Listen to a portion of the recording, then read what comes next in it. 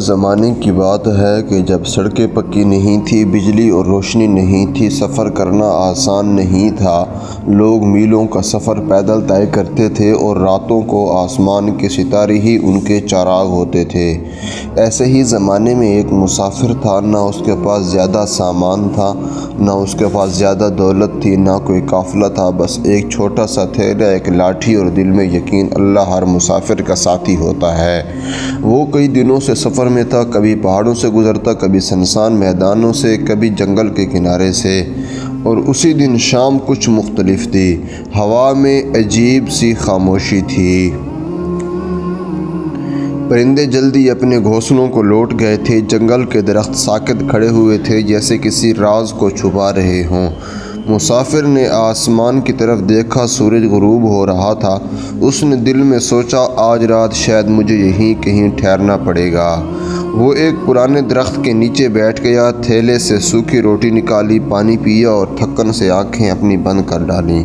مگر اچانک اسے ایک ہلکی سی آواز سنائی دی، ایسی آواز جو نہ مکمل گھراہٹ تھی، نہ رونا، بلکہ جیسے کوئی تکلیف میں ہو۔ مسافر چونک کر اٹھ بیٹھا۔ آواز دوبارہ آئی۔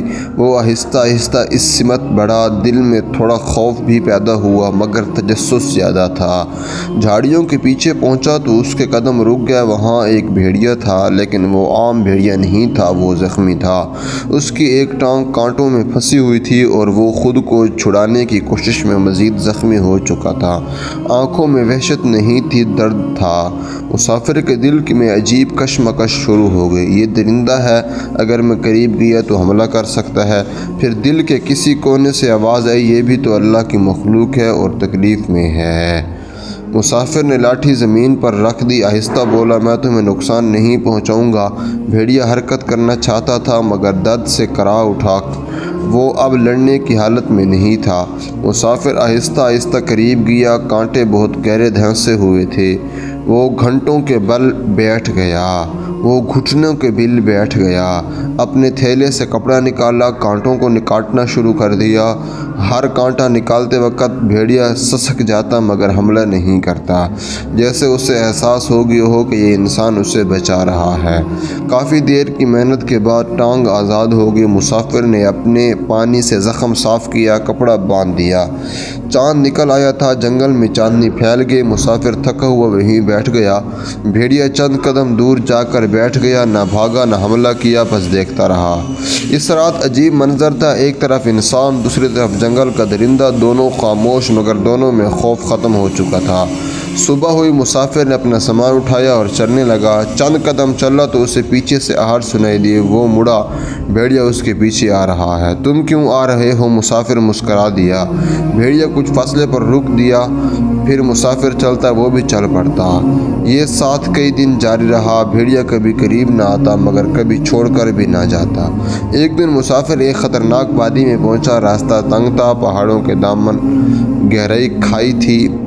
اچانک اوپر سے پتھر لڑکنے لگا۔ مسافر گھبرا گیا، اسے سمجھ نہ آئے کدھر جائے۔ اسی لمحے بھیڑیا زور سے غرایا اور ایک مضبوط راستے کی طرف بھاگا، جیسے اشارہ کر رہا ہو، ادھر آؤ۔ مسافر فوراً اس کے پیچھے ہو گیا۔ چند لمحوں بعد وہ جگہ جہاں مسافر کھڑا تھا پتھروں سے بھر گئی۔ مسافر کی آنکھوں میں آنسو آ گئے۔ آج تم نے میری جان بچائی۔ اب اسے سمجھ آ گئی تھی، یہ ساتھ اتفاق نہیں تھا، یہ احساس کا جواب تھا۔ چند دن بعد جنگل ختم ہونے لگا، آبادی قریب تھی۔ بھیڑیا رک گئے اور وہ آگے نہ آیا، بس خاموش کھڑا رہا۔ مسافر نے اسے دیکھا، دل بھر آیا، اب تمہارا جنگل اور میرا راستہ الگ۔ بھیڑیا مڑا، آہستہ درختوں میں گم ہو گیا۔ مسافر دیر تک کھڑا رہا، بس اس نے آسمان کی طرف دیکھا اور کہا، اے رب، تو نے مجھے سکھا دیا، رحم کبھی ضائع نہیں